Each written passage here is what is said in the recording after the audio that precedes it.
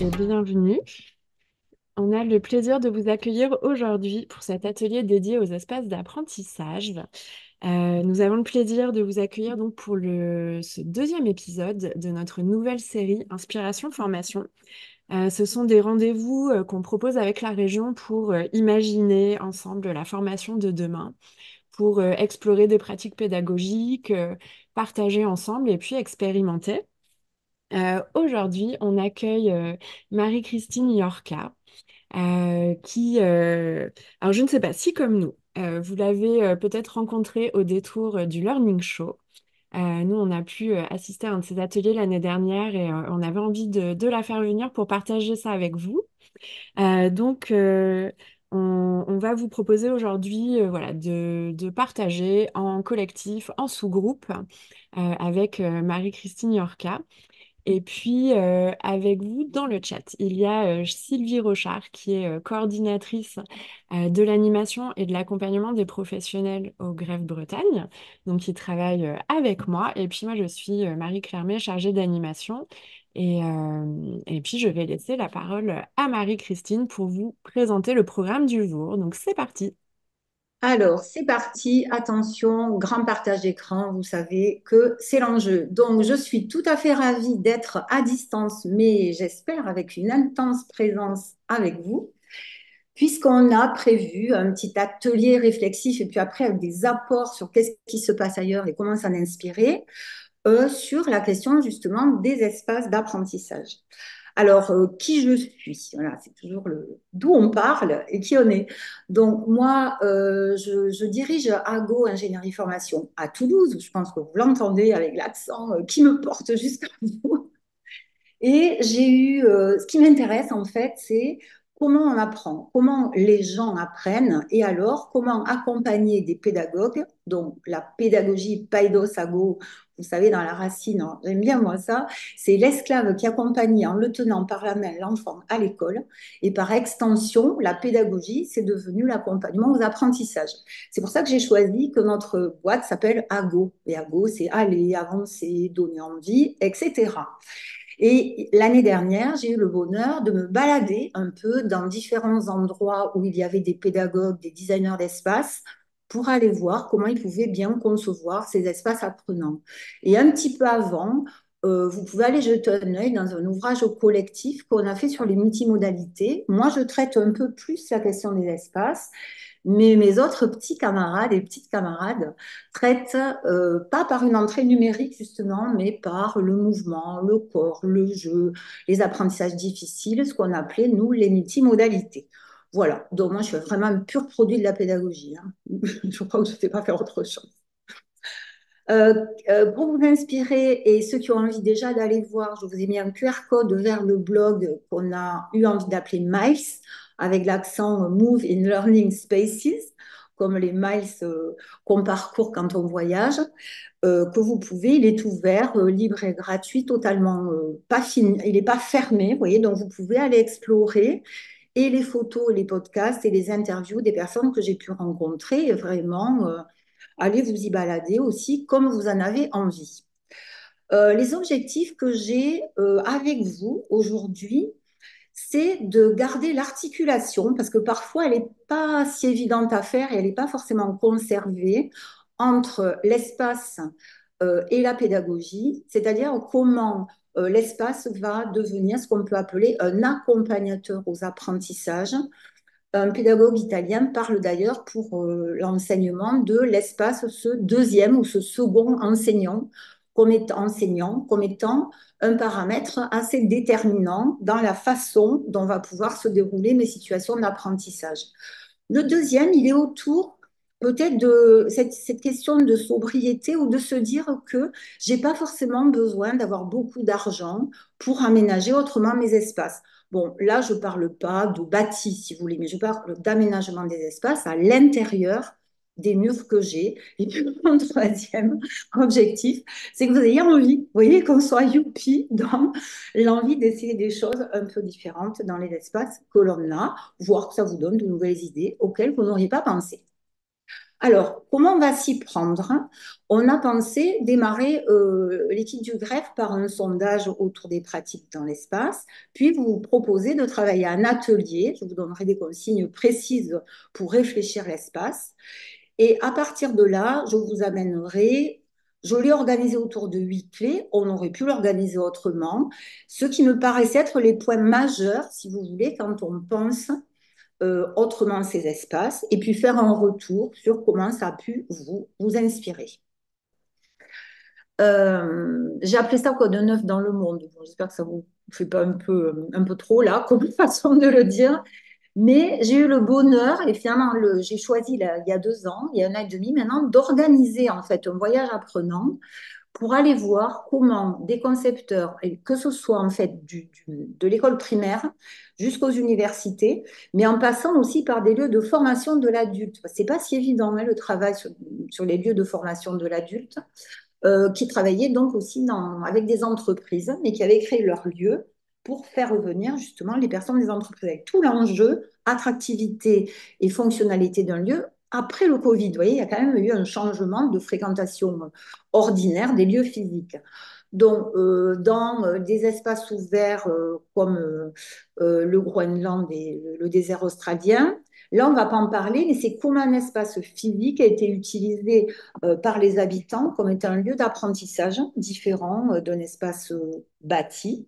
Et là où j'ai tiré pas mal d'enseignements, quand même, c'est beaucoup sur les travaux qui sont faits à Copenhague, à Montréal et en Australie sur les espaces apprenants. Donc, vous verrez dans le blog, vous pourrez aller vous balader. Alors, première notion clé qui ressort, mais vraiment dans l'ensemble des environnements, c'est cette question de fluidité de la circulation. Vous l'avez évoqué, qu'on puisse bouger sans entrave, vous voyez, qu'on ne soit pas coincé dans l'environnement. Alors, vous allez considérer la circulation horizontale et la circulation verticale dans des bâtiments.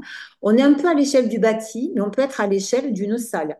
Et dans une salle, la question de l'encombrement et le rapport que je mets à droite au volume-surface va conditionner la possibilité de circulation. Alors, on sait qu'il faut 25% à peu près d'espace en plus quand on veut faciliter dans une salle la circulation que quand on installe des tables et des chaises en format salle de classe, où le format salle de classe est fait pour soutenir les pédagogies transmissives, c'est-à-dire toutes les personnes rangées sont organisées pour regarder l'émetteur. Et on l'a dans les amphis, de la même manière. Alors, au niveau universitaire, il y a des archis qui travaillent sur l'arrondissement, je ne sais pas si on dit comme ça, faire des amphis plus arrondis et avec des tables et des chaises, surtout des chaises qui peuvent monter pour faciliter les travaux collaboratifs. Mais quelque part, c'est un truc un peu intermédiaire entre y aller carrément avec des salles à plat.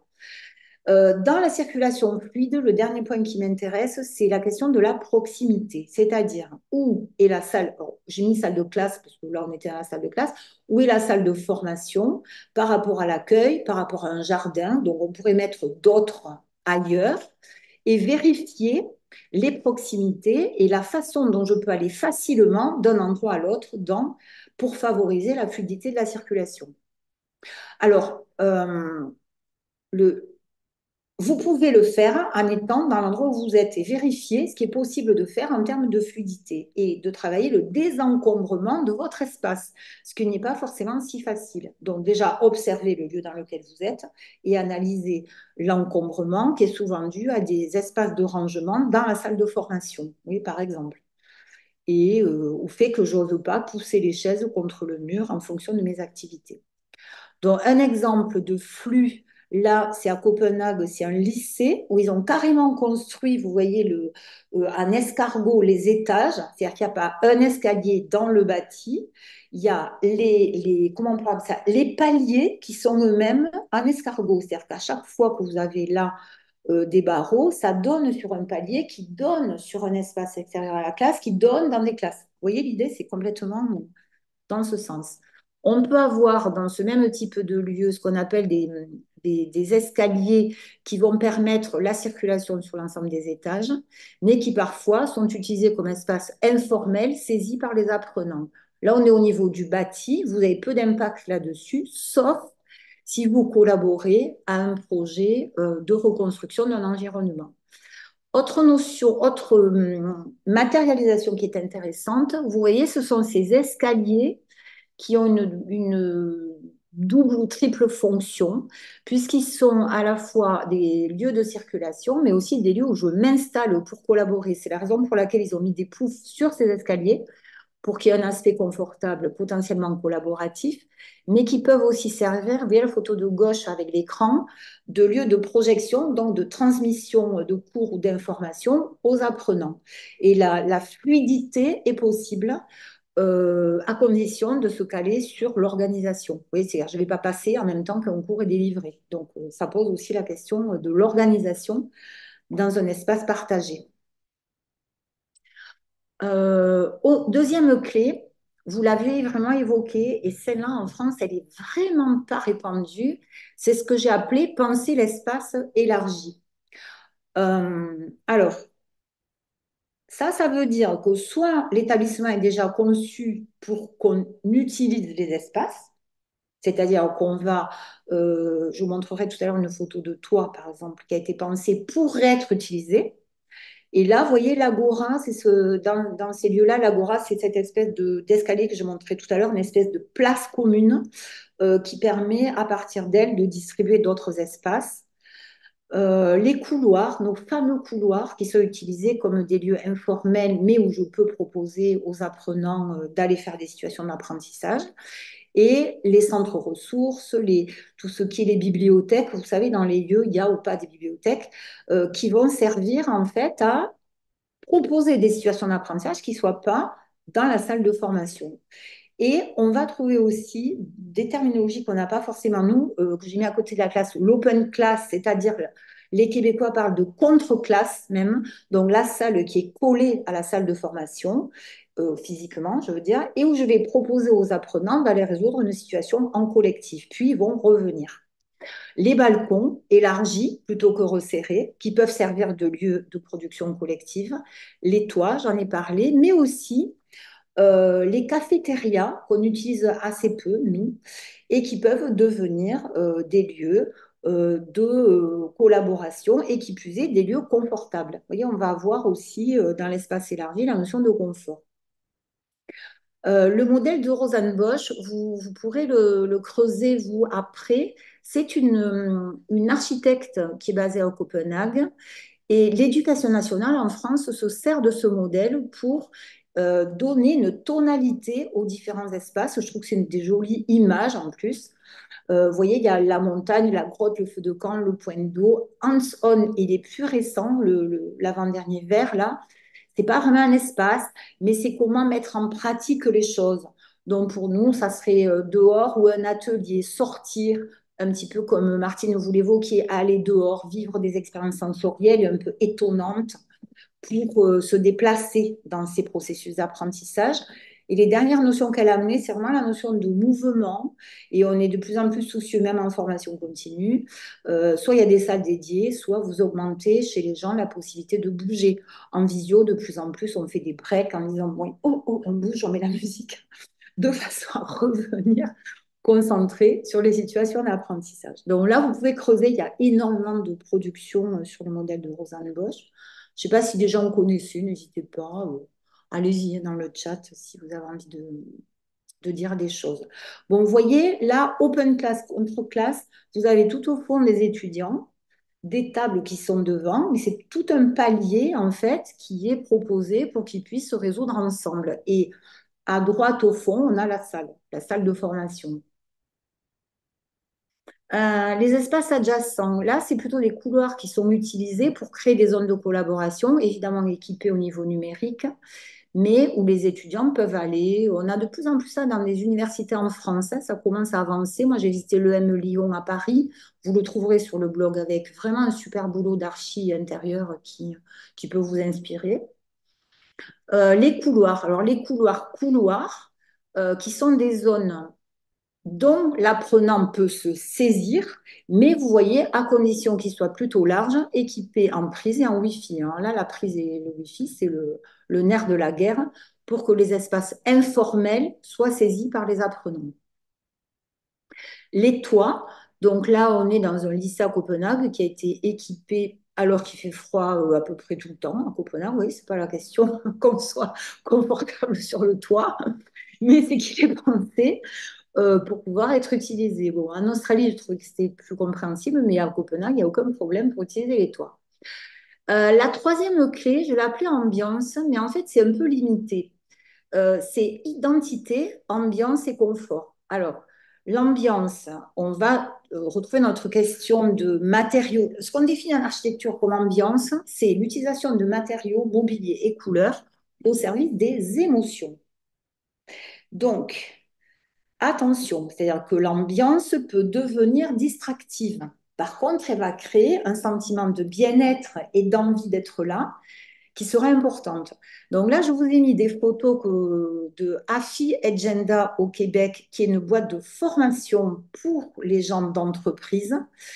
Et on a vraiment, eux, ils ont fait tout un boulot assez poussé. Je vous donne, non, c'est pas celle-là, de déco, mais plutôt de déco un petit peu comme des hôtels. C'est-à-dire que la directrice d'AFI a plutôt visité des salons de design et a voulu donner une tonalité particulière à son lieu.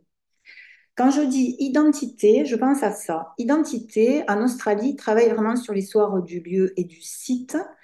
Et les peintures et les fresques, des peintures et des fresques sont créées à l'accueil de l'établissement pour qu'on puisse se rendre compte de l'identité qu'on veut donner au bâtiment. Nous, on ne le fait pas trop, ça. Je me disais, on n'y pense pas trop. Mais par exemple, comme dispositif d'inclusion d'un groupe dans un lieu, ça pourrait être super intéressant, vous voyez, au niveau pédagogique aussi. C'est pas juste. Et là, on n'est pas sur la déco, on est sur comment les graphismes vont créer l'apprentissage. Alors, sur les couleurs, il y a un bouquin qui est sorti, il faudrait que je vous le mettrai en biblio, sur l'effet des couleurs culturellement sur l'apprentissage. Et en gros, on sait, vous voyez, que tout ce qui est orange, ça va être plutôt vers un collaboratif très expressif. Alors, j'ai plus en tête la différence entre le vert et le bleu, mais je vous donnerai vraiment la référence de ce bouquin. J'ai commencé à regarder ça il n'y a pas longtemps.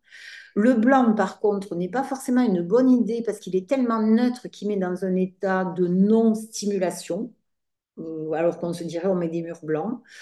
Le rouge est plutôt surstimulant, c'est-à-dire qu'il va bien aller plus dans des cuisines, j'ai envie de dire, où on a envie que ça soit dans une dynamique de surstimulation.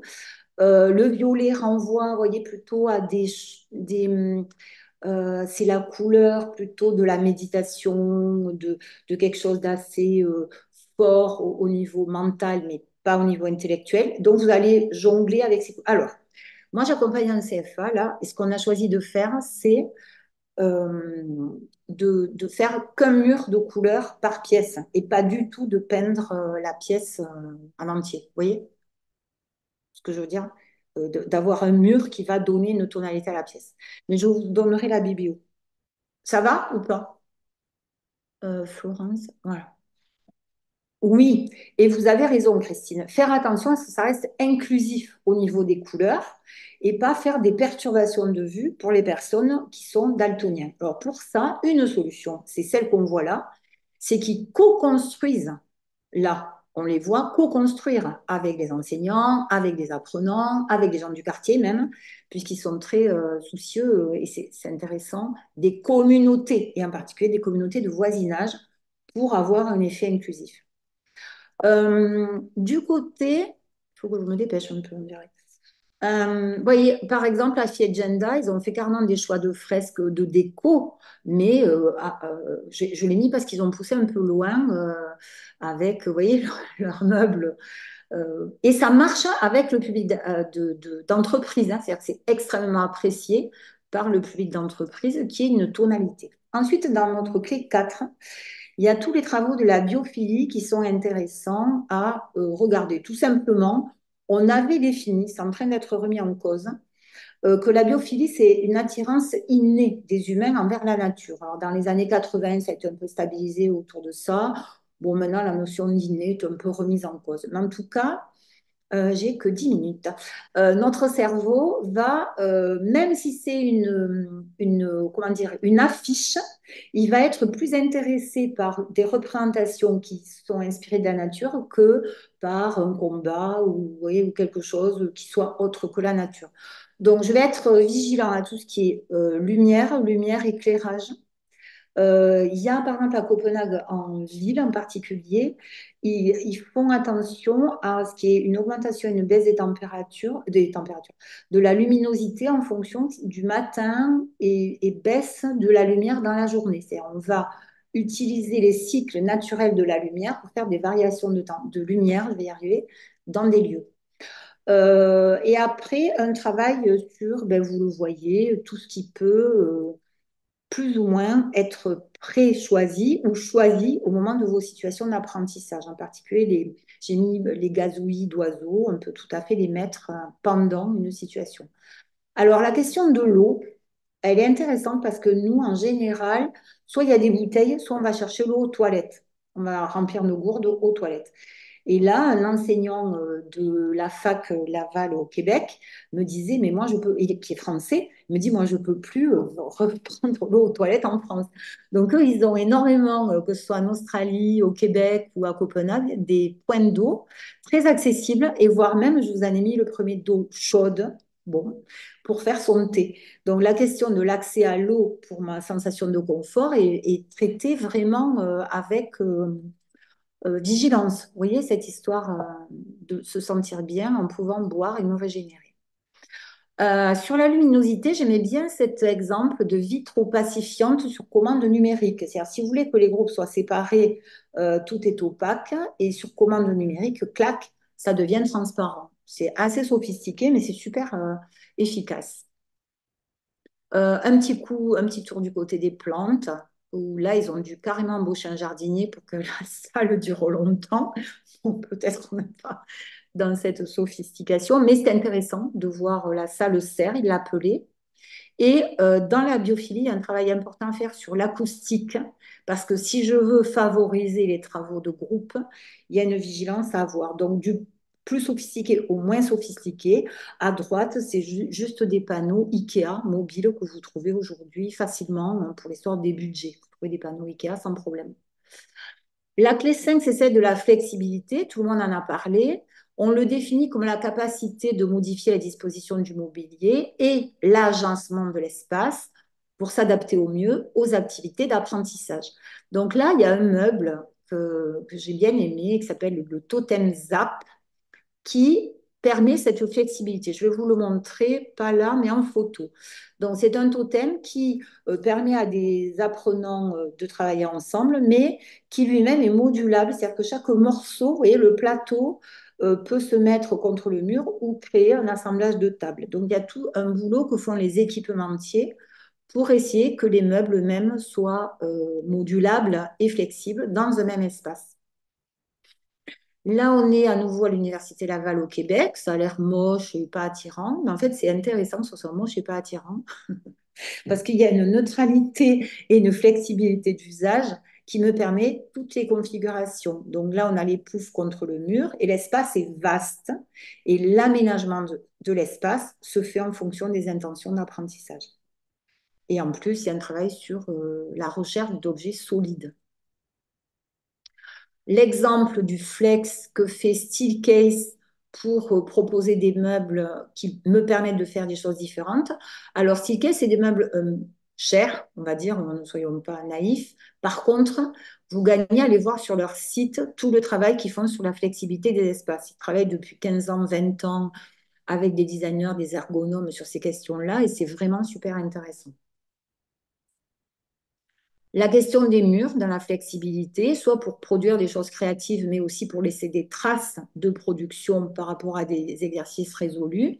Et je vous ai mis la photo, la Smarter Surface, on ne voit pas bien, mais c'est qu'il existe des peintures de murs qui évitent d'acheter des tableaux qui seraient des petites surfaces d'inscription. Et là, vous pouvez carrément, vous voyez le monsieur assis par terre, il écrit sur un mur écritoire complet. Donc ça, pour équiper vos espaces, c'est intéressant d'aller jusqu'au mur écritoire. et tout le boulot qui se fait dans ce qu'on appelle le flexible sitting aujourd'hui, un peu plus dans les classes de petits, mais où, tiens, il y a mon dessin descendu. L'idée, c'est que l'apprenant choisit le siège le plus adapté à son besoin d'apprentissage. Donc, j'ai une variété d'assises, moi, dans ma salle de formation, et j'en ai deux ou trois de plus que mon effectif d'apprenants. D'accord? Pour pas qu'ils soient en train de se battre pour avoir la chaise qu'ils veulent. Mais c'est régulé. Mais ça, on pourra en parler une autre fois. Il y a une régulation. Je vous l'ai mis en bas, là.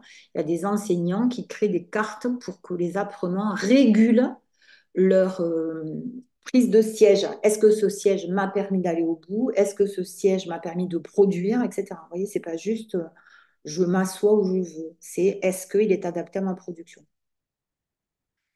Ça va, j'ai le temps encore, j'ai 2 minutes, même pas, j'ai plus, j'ai 3 secondes. Bon, dans le numérique intégré, il y a à la fois les usages VR, la collaboration dehors, pendant, dedans, mais aussi le matériel. En français, il y a un autre, on ne dit pas biode, on dit autrement, mais c'est bring your own devices en anglais.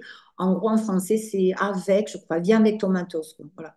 Donc, pour que le numérique soit intégré, de plus en plus, on facilite l'usage qu'ont les gens de leur propre matériel. Et vous voyez, avec tout un déploiement de salles numériques euh, assez sophistiquées, mais pour que justement il y ait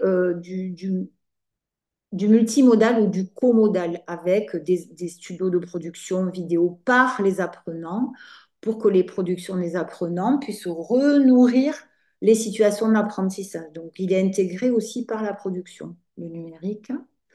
Là, c'est un petit truc, dans les moquettes, on cache les branchements, par exemple, donc pour intégrer plus facilement les fils et qu'on ne trébuche pas dessus. Et peut-être pour finir au niveau d'un aspect plus conceptuel, les deux dernières clés sont un peu plus pédagogiques et conceptuelles. La clé 7, vraiment, elle est importante parce que nous, en France, on parle d'espace.